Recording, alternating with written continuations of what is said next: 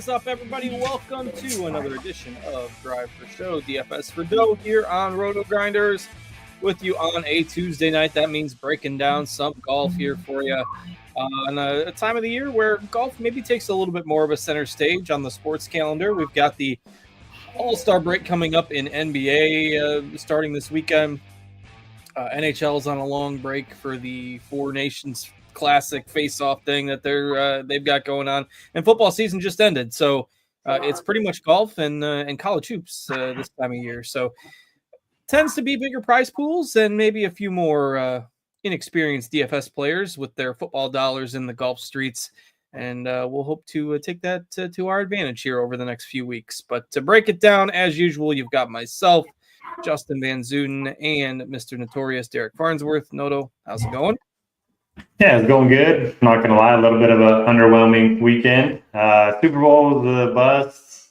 Waste management. I mean, didn't really have a sweat, and then we didn't really have much of a stacked leaderboard on the weekend. So didn't necessarily love the weekend that could have been, but yeah, it was still fun. I always love Phoenix. How about you? Yeah, it was pretty weird with the football game being a blowout. My Ravens could have done that, but alas, didn't make it. So, and the golf tournament being pretty much not contested at all on Sunday. I think like minus 400 or so was the closest the odds got there on Sunday afternoon. So kudos to Dietrich for pulling it off, and kind of a weird leaderboard. Obviously, it wasn't a great week for me with Spieth up there in the top 5. Just didn't have really a whole lot of great combinations myself last week. A few too many missed cuts, and it just wasn't great. So move on. Everybody has weeks like that, and you just move on to the next week, and at least it's not a heartbreaking defeat or anything. So by Saturday, I was able to kind of hit the reset button. Spieth's an interesting one. He's become an elite driver of the ball, which was always like the worst part of his game. And last week he was second in the field in stroke gain approach. So someone to keep an eye on. Probably not this week, but is he even in the field this week? I don't think so. Anyway, but yeah. He is. He is. Okay. Yeah, if he can get it going with the short game like he did in his prime, he could be, I don't know, at least somewhat interesting here in the next few months. But no other major takeaways for me. My main lineups both had 4-6. Wasn't great. Only had 2 6-6 in MME. They didn't pan out the way I hoped they did. Didn't have any Dietrich, so it was just a quiet weekend for me. Yeah, a couple lineups that missed a 6 out of 6 by one shot or two. So just didn't work out, but I didn't have any exposure to anybody, I believe, in the top 5. So, and on Spieth, slight caution. He was 60th out of 77 off the tee on Sunday in Phoenix. So maybe going back to the old habits a little bit. I kid, as the resident Spieth hater. I just got to try to pull out. That's probably why his stroke gain approach numbers were good. He was playing from such bad spots off the tee. Well, it worked for Harris English a couple weeks ago at this very course that we will have this week. So a little foreshadowing, if you will, with the and you might be a little bit confused if you haven't dug too deep into the information just yet. But the Genesis, this is the second elevated event, maybe the third. I have lost track, but it's one of just 2 elevated events that has a cut, which we were just talking about, ironically, a couple weeks ago, that they need to have a cut in these elevated events. So this is one of the 2 that does. But it's usually contested at Riviera with the wildfires in California. They're playing at Torrey Pines this year. And just saw Torrey Pines host a couple weeks ago for the Farmers. So Torrey Pines, South Course only, will be the host this week instead of Riviera. So anything else before we start digging into that on last week? Like I say, not a ton of takeaways for me because it was just pretty bad. So. Yeah, it seemed like the crowds were a little more tame this year. I remember last year at Phoenix, it was a mess especially on Saturday. We had quite the number of viral videos from too many drunk people doing sand angels and all kinds of stuff. So yeah, props to Phoenix always puts on a great event, and the fact that it's not a signature event is just even better. Yeah, maybe someday they'll get that status, but they get sandwiched in between a few of them now. But we do have that this week with 72 golfers in the field, and the cut will be reduced to top 50 in ties or anyone within 10 strokes of the lead. So basically the old Masters rule will be in play this week for the Genesis. So, and I'm going to get confused. I'm probably going to say the Farmers at some point throughout the show, or I might say Riviera instead of Torrey Pines. It's just weird with this event being always synonymous with Riviera that it's at Torrey Pines this year. So if we misspeak during the show, just let us have a pass for the switch up this year. But what do we know about a course we just saw a couple weeks ago?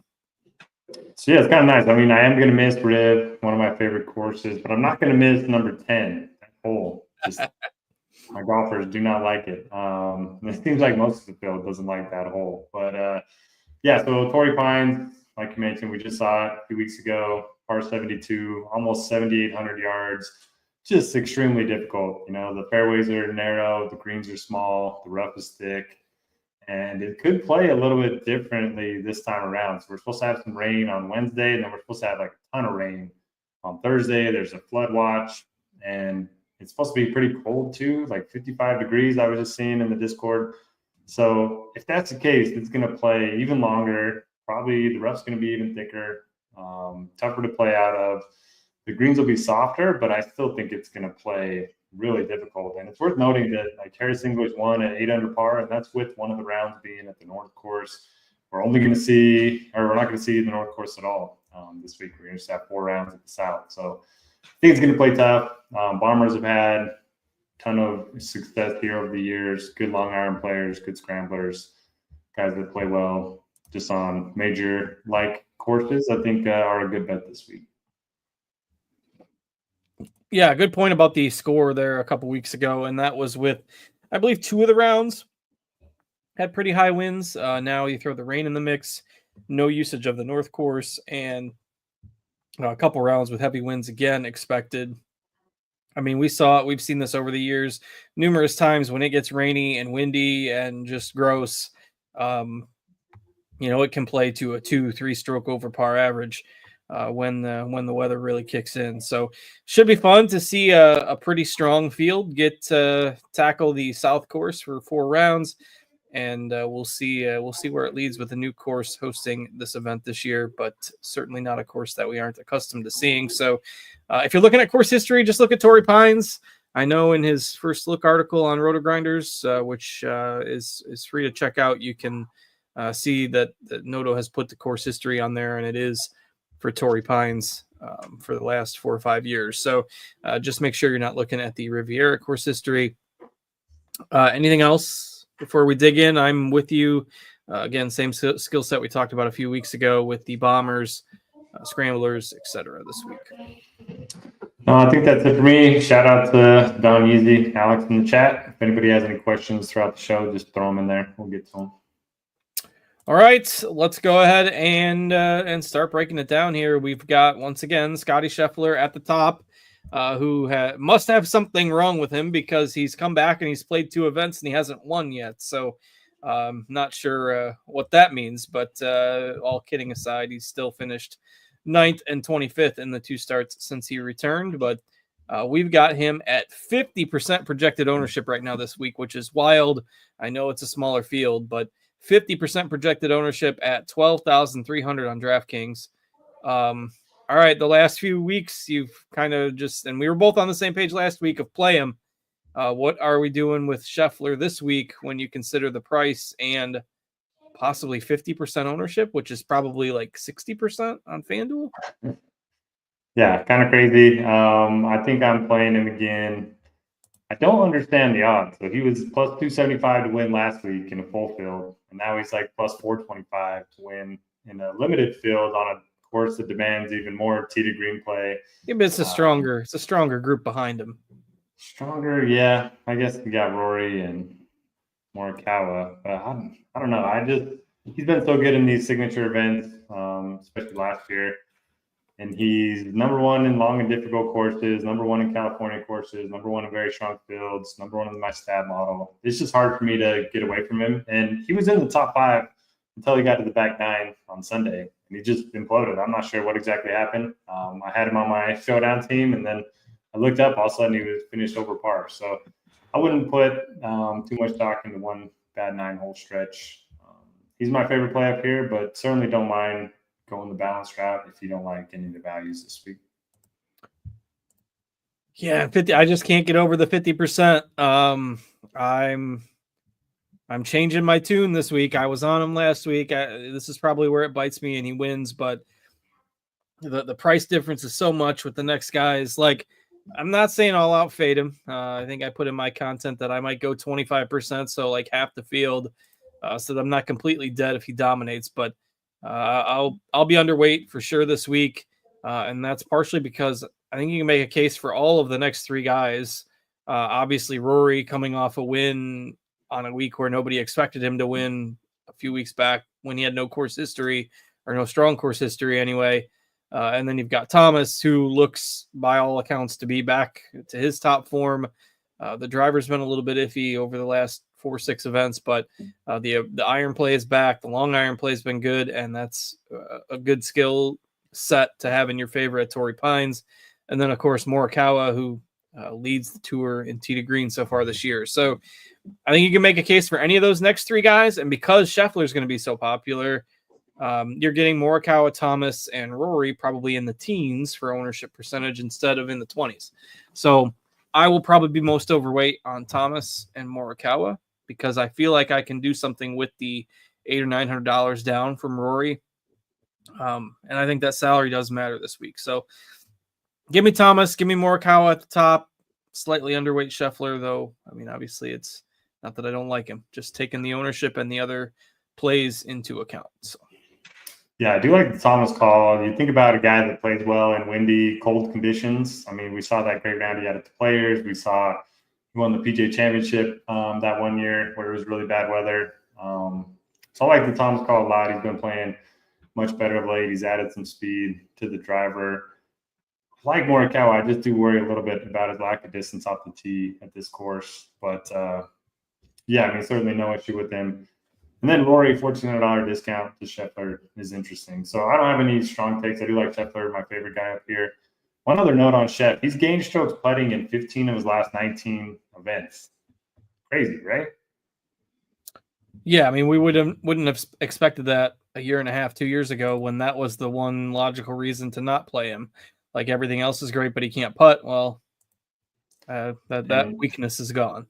And it's thanks to Rory, because Rory said in that interview maybe he should switch to a mallet, and he did, and he's just been a good putter ever since. So the only thing with Scheffler that's been holding him back so far is his around the green play.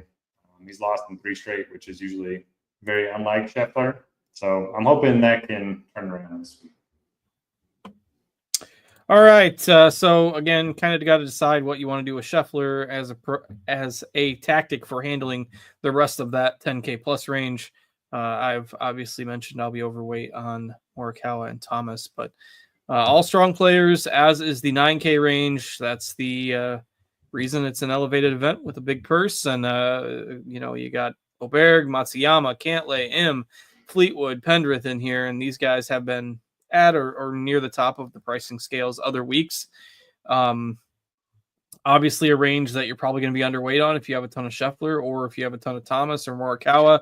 And that's probably where I land here. But Matsuyama it hasn't really come to fruition this year, especially last week. Matsuyama was probably the guy that everybody was on in Phoenix. Didn't have a good start, did have a good Saturday, and kind of ended up sneaking into the top 25, but was on the fringe of missing the cut for a while. Oberg, if you're on the distance train this week, what do you think in the 9Ks? Having a tough time with the 9Ks. You mentioned Oberg. I want to play him. The last time we saw him, he was kind of sick on the weekend at Torrey Pines after a really good start, and then he withdrew from his latest event. So I think he could be an interesting tournament play if nobody's going to go back to him. Don't have a strong take on the rest of the range. I know you used Sungjae as your one and done pick here, didn't you? Yeah, I did a few weeks ago, and last week I used Tom Kim, and that was kind of tilting because he was like 4th after Friday and then did nothing. So I'm tempted to go back to Sungjae. Pendrith has got the course history and the good form, but it does feel like he's a bit overpriced. Yeah. But man, great course fit. The bomber putter angle certainly works here. So I'm not sure what I'm going to do with this range. I think most people are going to start 10K and above and then kind of dip down. So I do think there could be, if you want to make a stand on a couple of these guys in MME, I think it's a good week to do it. Yeah, I think I'm going to do that with a few guys in the 8K range, not necessarily the 9Ks. Just because given the salaries, I don't know. It's not that I don't like them. I just don't have a gotta have it feel with any of those guys, and would just rather get somebody in the 10s if I'm in that range. But like the high 7s, low 8s, that's where I think you can get a lot of guys. I mean, there was maybe 5 guys, to borrow a line from our good buddy Cheese is Good, 5 guys in the high 7s, low 8s that I was like, oh, this guy, we've only got projected owned in the single digits. That's interesting. So that's where I'm going to take some additional stands. I think obviously we'll run a narrower player pool this week, but I always tend to do that. 8.5K to 8.9K, Spieth, who we already talked about a little bit, Henley, Day, Lowry, Tom Kim in here. Henley right now, the only guy we have projected in the double digits in this range. Are you looking at anybody 8.5K and up? I'm going to say, reading between the lines here, good play at 8 and 8Ks at single digit ownership. You're hopping on Spieth this week? On Spieth. I mean, hey, he's a good driver of the ball now, so we'll see. If you believe that, if you believe that driving narrative, you can make a case for sure. I'm not going to put myself on record on blast, completely tearing him down here. So I'll just defer discussion. I'll probably just save him for the Masters. That's what I do every week, or every year. I like Jason Day at 8,700. So he's played this event 13 years in a row. This course, I guess, at Farmers. He's got 7 top 10s with 2 wins. He finished 232 here a few weeks ago, and he lost 6 strokes putting. And then he's gained 10 strokes on approach over his last 4 starts. Anytime Jason Day's irons start going, that's kind of when you want to target him because the rest of his game's always been really good. He's my favorite play by far. After that, I worry about Kim's distance. I worry about Henley's distance. Sam Burns is a little interesting. I really like Tony Finau, though, 8,200. We haven't seen a ton of him. He's had 2 top 15s this year and then 2 missed cuts, but he loves this place. 3 top 10s in his last 4 or 5 starts. And he's kind of the bomber, good scrambler type that I like to target this week. So my 2 favorites, Jason Day, Tony Finau. Yeah, those were 2 of the guys that I noted was kind of surprised we had around the single digits. If we got an 11% right now, but he's definitely my favorite as well. You look at, everyone was concerned about the injury and back in January, and he played at the Farmers and missed the cut. So, that kind of has people maybe a little bit nervous, but you mentioned the more extended track record here. So I'm in on Finau, especially at that salary, feels a bit cheap. Day was the other guy, even though I'm not generally a huge Jason Day guy. That ownership and his history on this course, the Australian guys tend to play well here. Adam Scott's another one we'll get to in a bit. But I think those guys are strong plays this week. Højgaard is, I think, an interesting one right now. We've got him as kind of the chalk. Obviously, we've seen some upside peaks from him lately. You got a take there? I don't know. Kind of feels a little overpriced, but he's been playing great. T12 last week. The stats are good. He's got plenty of distance off the tee. Very good long iron player and pretty good putter too. So he's a good course fit. He's just never played here before, which worries me. Yeah, it is weird that he hasn't played here. But I'm probably a pass at that ownership. But I wouldn't be surprised if he was in the mix. I'll take some of the chances on the guys at lower ownership in this range. Dietrich coming off a win rounds out this range, but even the upper 7s, like Straka as well, who we've seen play really well over the course of, maybe been the most consistent guy on tour throughout the month of January and the start of February. Another top 20 finish last week for Straka. Anything else there, or you can move into the 7s? I think I'm going to fade Straka again. Eventually, I'm going to get it right, but I haven't played him at all this year, and it's been killing me. He's finished top 30 every event so far. Yeah, that's crazy. Yeah, 7Ks, pretty interesting range. I love Minwoo Lee. Kind of got on him late last week. Finished T12. He's a bomber, and he's very good around the greens. So I think that's a really good combo this week. Irons have been a little bit better recently, and 3 straight top 20s. So I think it's a pretty good spot for him. I want to play Benny on. He's number 1 in this field in driving distance, but everything's been so bad except the driver. I don't know if you saw his tweet today. We had Lucas Glover out here saying they should ban aim point, and then can't remember who came out today. Somebody said, well, it was Colin Morikawa. He said, well, if you ban aim point, you should ban long putters. That's kind of a jab back at Glover. And then Ben Jan's over here doing both, and he had the gif of like being nervous. So I thought that was pretty good. I had not seen that, but yeah, I played him a little bit last week, and again, it didn't matter because my lineups were pretty much tanked already. But that 76 on Saturday for Benny Jan was pretty rough. Out of 77 guys that made the cut, he was 73rd on approach and 77th around the green and 59th in putting.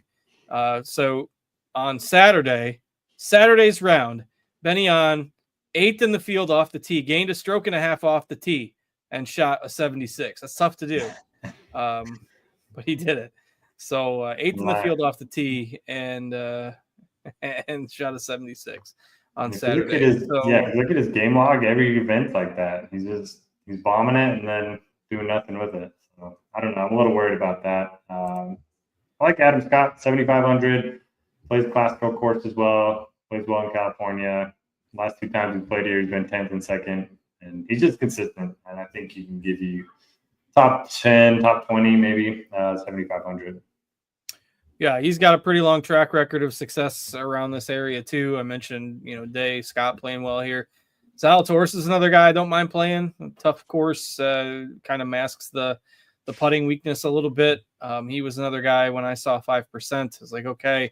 And the stats for Zalatoris, I mean, they don't look great. So it's kind of a course history, tough course kind of angle. He's had a playoff loss here a few years back. So I'm okay with Zalatoris as a GPP option. Stevens maybe can go back to the well there, but I think Scott and probably Connors will be the cash game play that people start to look to in the 7Ks. But you can make a case for Harris English, won here just a few weeks ago. Stevens was the popular value last week. That's going to be about a third of the ownership this week. Keegan's been playing really well. All these guys are in the 7s. And make for, fine guys to round out your lineups. So Grazerman's been playing well. So any other thoughts on the 7s for you?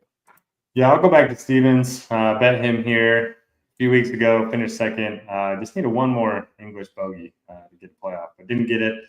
So I like that one. Probably not going to be on Keegan or English. I don't know. I don't have any strong takes there. Lower 7s, you mentioned Connors. I think he's very safe. I'll go back to Tigala. He hasn't been good, but he's making cuts and plays well in California. He's got a lot of distance too, so play some of him. Wyndham Clark's quietly 4th in the field in driving distance. The rest of his game's kind of been spotty, but I don't know. He's got a major win. He's won at Pebble.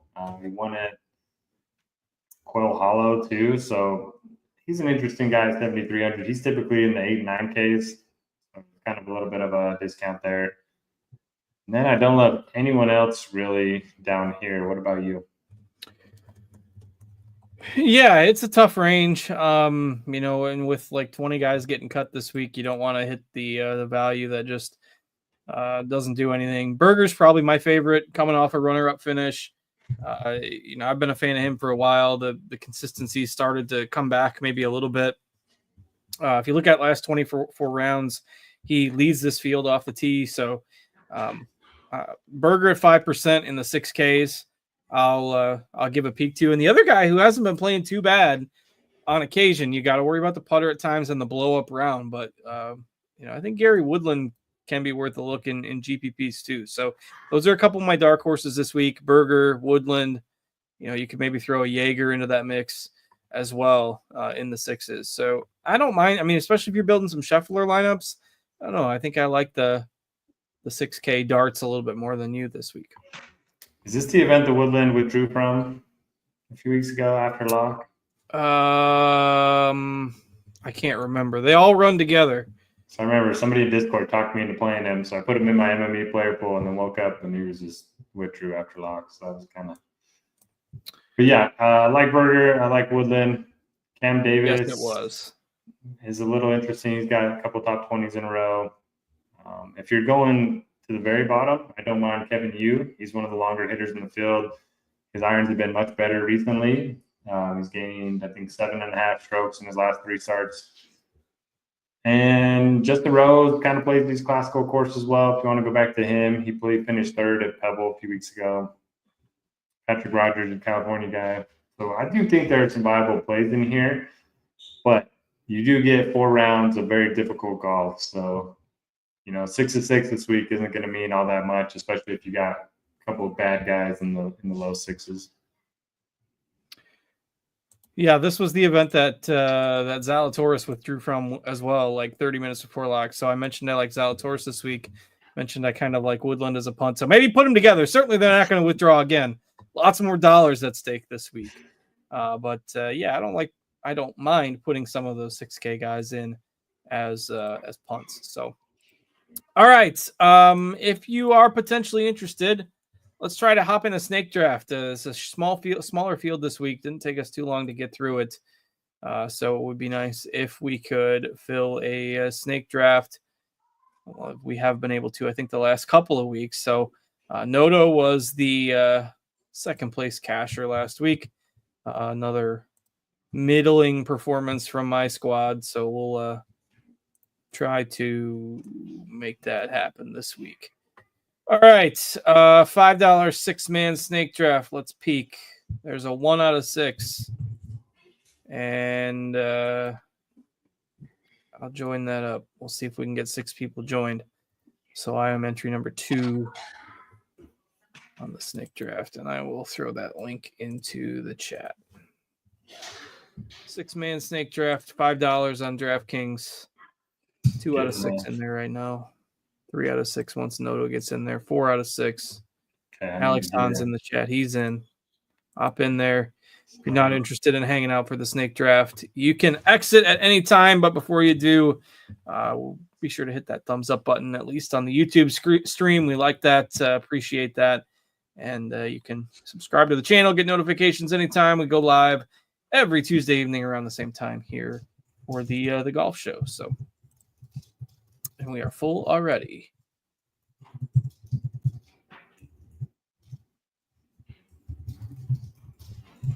Hey, it's not me with the old RG logo anymore. It's Jay Horrell with the old RG logo. So it's not me. Not me. 5, huh? All right. I will share my screen. Looks like we got about a minute and a half till we get rolling here. How much do you suppose the sports books cleaned up on the football game? Everybody that bet Barkley touchdowns and I heard most of the public money was on the Eagles, which was surprising. But yeah, all the props, like every under hit except like the Hurts rushing and Mahomes rushing. It was I took a lot of overs and didn't hit any of them. So I'm sure they made a lot. I did not have much interest in the game, so it was and the game was a dud, so it was not super exciting.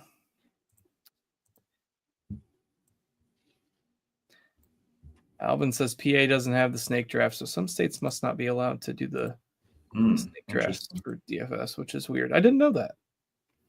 Been doing this a long time and didn't know that.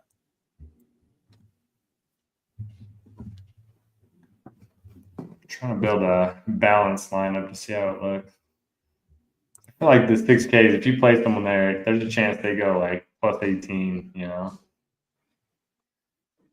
It is definitely a risk. Even if they make the cut. Although it's not going to be bad on the weekend. If you make a lineup with everybody between 7.5K and 9K, it doesn't look that bad. Yeah. The key is you gotta have maybe some of the more popular high-end guys have to have a down week, or Scheffler has to have a down week, but oops, my turn. Sitting here yakking. Thomas or Morikawa is a tough choice for me at number 3 this week. I go with Thomas. I honestly don't have a strong take and would not have minded picking 4th.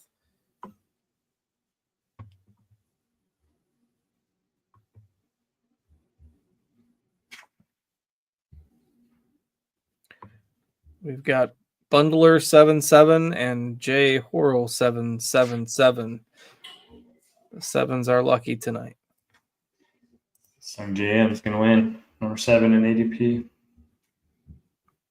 You know who you're doing for your one and done? I don't, but it would be nice if I could finally get somebody that doesn't go to pot on the weekend. The last 3 guys I've had have all been in the mix, and then they finished in like the 50s or 40s. So currently 787 out of 4,500. I'm close. You are 787. Yeah. Well, time to check that. After my pick here, I don't want to stall the draft by missing my pick. Ooh. I was going to use Jason Day, but I think I used him first time they played this. Of course. Don't love Pendrith this week, but I'll take him there. All right, I got to find. There's my link. Spieth is 100% availability. Nobody's played Spieth yet. Oh, down to 1181. I was cashing a couple weeks ago until that stinking Tom Kim going from 4th to about 50th.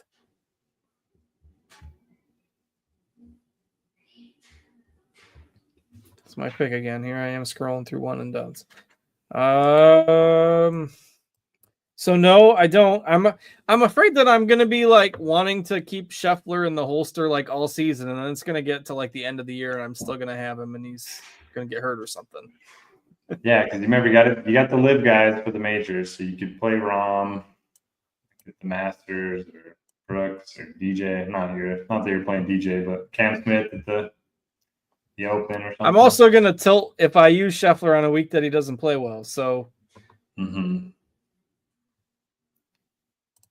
Oh, it's kind of ugly right now. Reach for Minwoo. If he's going to be 50% owned in DFS, maybe I'll just completely fade him in DFS and use him in the one and done. Yeah, I don't think a lot of people will play him. I thought more would play him last week, but he's still 95%. JT only 68%. A lot of people on JT already. Yeah, I used him a couple weeks ago.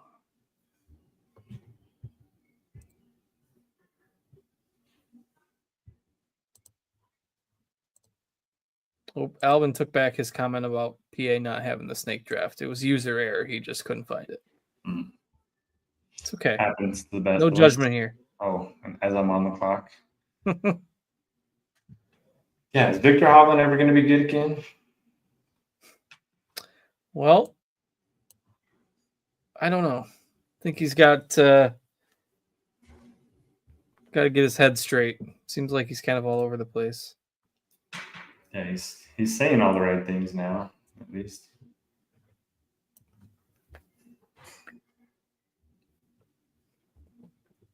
As he goes right after Spieth.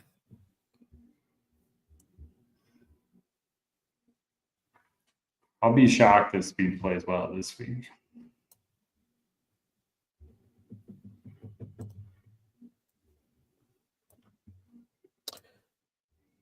I'm always shocked when he plays well. He's got like 6 courses that he plays well at every year. Colonial, Masters, Phoenix, sometimes Pebble. So it's just hard for me to see him play well on a course that he never plays well at. But if he's an elite driver now, then maybe those courses will change. Yeah, true. We had a Cam Young sighting. I don't mind him this week.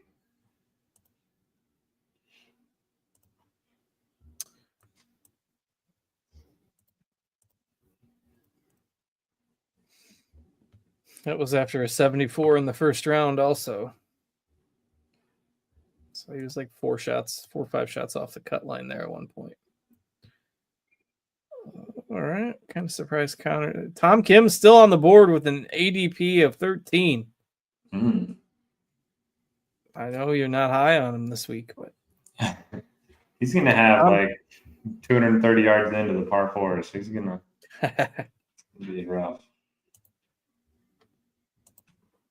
Like if the fairways are wet, it's going to be just No run out.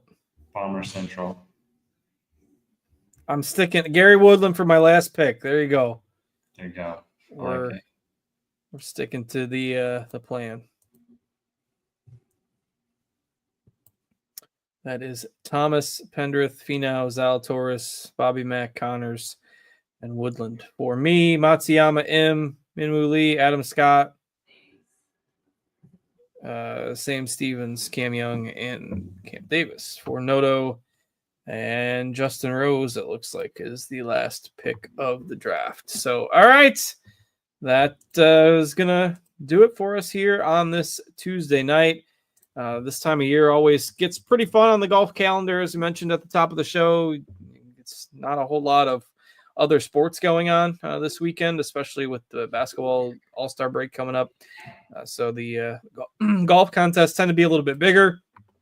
We've got the Mexico Open next week, a couple weeks of tournaments that are maybe a little less exciting, Cognizant Classic after that before we get into a pretty busy month of March with the Arnold Palmer Invitational and the Players. So should be fun. Come back next week, same time, same place. And Noto, anything else before we duck out of here? Play the Bombers. All right, you heard the man. Play the Bombers this week. And thanks for joining us. So thanks to Noto, thanks to Steve for producing behind the scenes for us. I'm Justin. Hope you all have a great week. Stay safe out there if you're in the path of these winter storms. And we'll catch you back here next Tuesday. Take care, everybody.